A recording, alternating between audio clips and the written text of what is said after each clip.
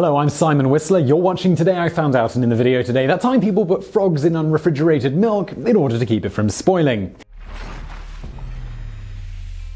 Before the widespread availability of refrigerators, in certain small rural Russian villages, many people didn't have access to iceboxes either, so they had to find other ways to keep things unspoiled. While there are countless ways to achieve this depending on the food item, with regards to increasing the shelf life of milk, the villagers in this region of the world came up with a rather unique solution that popularly continued into the 20th century. As described by Dr. Albert Lebedev from Memories from his Childhood, their solution was as follows. For small portions of milk to drink, they used to put a frog inside. A small frog over there could prevent the milk from being spoiled.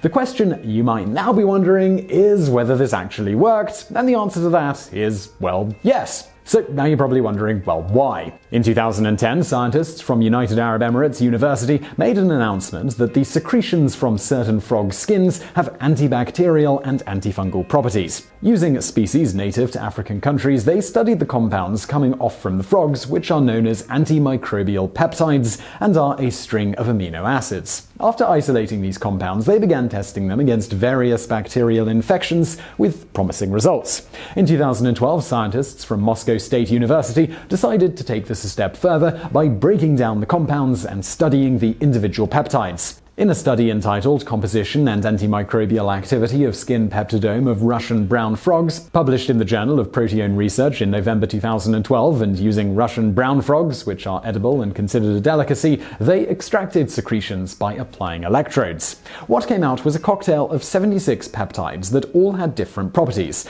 Michael Zaslov, now a professor at Georgetown University, but formerly a researcher with the National Institutes of Health, said in an interview that what is amazing is that no two frogs have the same cocktail. They're all different and all beautifully tuned to deal with the microbes that these animals face. As promising as the results are so far, many scientists are skeptical of any real benefit coming from them. For instance, Juno Liu, a professor of pharmacology at Johns Hopkins University School of Medicine, stated in a reference to other apparent natural occurring magic antibiotics, "There are natural substances that work in a lab beautifully, but then when you give it to a human, it's totally inactive or it's toxic." While this all may or may not ultimately be medicinally helpful for humans, beginning centuries ago, certain Russians seem to have been onto something with putting frogs in milk to delay its spoiling. Although I think we can probably all agree that putting a frog in one's milk takes a backseat to the other age-old way to store milk without refrigeration, which was making it into delicious cheese. So I really hope you found that video interesting. If you did, please do hit that thumbs up button below.